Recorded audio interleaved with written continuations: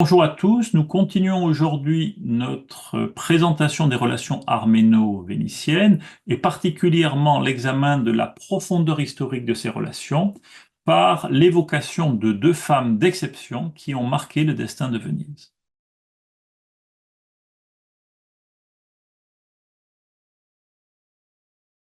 Avant cela, je voudrais mentionner une phrase du grand byzantiniste britannique Sir Stephen Runciman. Il est continuellement question de princesses et de hauts fonctionnaires de saints arméniens. Des artisans et des marchands arméniens se trouvaient dans toutes les villes de l'Empire byzantin.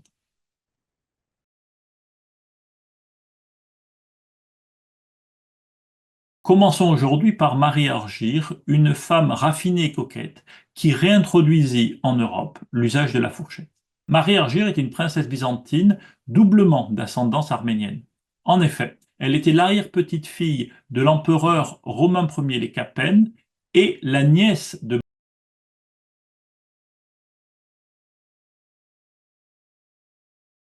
Marie Argire épousa en 1004 le doge Giovanni Orseleo, et tout porte à croire que c'est elle qui réintroduisit à Venise, et par là, dans toute l'Europe, l'usage de la fourchette. En effet, la fourchette avait été diffusée dans tout l'Empire romain entre le 1er et 5e siècle, et on a trouvé en contexte archéologique un certain nombre de fourchettes. Mais pour une raison inconnue, au 5e siècle, son usage déclina et ne fut conservé que dans le monde sassanide. Et du royaume sassanide, la fourchette se diffusa à nouveau sur le plateau arménien et dans l'Empire byzantin à partir des 10-11e siècles. Marie Argire, selon le texte d'un ecclésiastique contemporain qui réintroduisit son usage à Venise. Je vous lis ce fragment de la lettre 51 de ce Pierre d'Amiens. Cette princesse vivait dans le luxe le plus raffiné et pour ainsi dire portait la délicatesse jusqu'à la superstition. Dédaignant se baigner dans de l'eau de fontaine ou de rivière, on était obligé de rassembler de tous côtés et avec des peines incroyables la rosée du ciel pour lui composer un bain. Elle ne touchait non plus ce qu'elle mangeait avec ses mains, mais ses eunuques lui coupaient ses aliments en menus morceaux qu'elle portait à sa bouche avec de petites fourchettes d'or à deux dents. Après la mort de cette princesse, et très progressivement, l'usage se diffusa de Venise à tout l'Occident.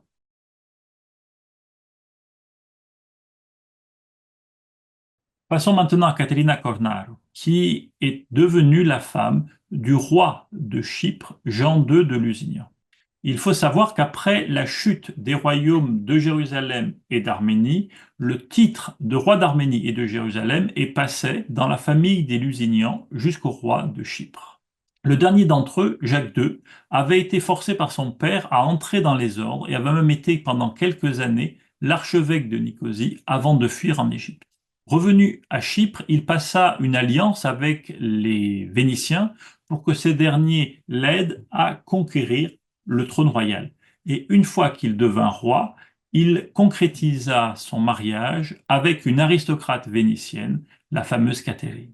Mais le contrat de mariage stipulait que si Jacques mourait sans héritier mâle, la couronne reviendrait à Caterina Cornaro. Jacques II perdit opportunément la vie dès 1413 et son fils à naître ne vécut qu'une année. Après un règne personnel assez long, de 1474 à 1489, Caterina fut invitée par le Sénat vénitien à abdiquer en faveur de la Sérénissime. Elle se retira à Venise, où elle vécut avec un train de vie royal entre le fief qui lui avait été attribué à Asolo et les palais de sa famille, dont le fameux Capesaro, qui est actuellement la mairie de Venise. Et si un jour vous avez l'occasion d'aller à Venise et que vous regardez la façade du Capesaro, au niveau du premier étage, vous verrez le blason de Caterina et du royaume de Jérusalem, de Chypre et d'Arménie. Elle fut enterrée dans la chapelle Cornaro de l'église Sancti Apostoli avant que ses restes ne soient transférés en 1570 dans l'église San Salvador, où sa tombe est encore visible jusqu'à présent sous un dais royal qui rappelle qu'elle avait été la reine de trois royaumes, les royaumes de Jérusalem, d'Arménie et de Chypre. L'évocation de ces deux femmes et auparavant de ces trois hommes montre à quel point l'histoire de Venise fut fortement liée à l'Empire byzantin et à ses élites, parfois aux racines et à la culture arménienne.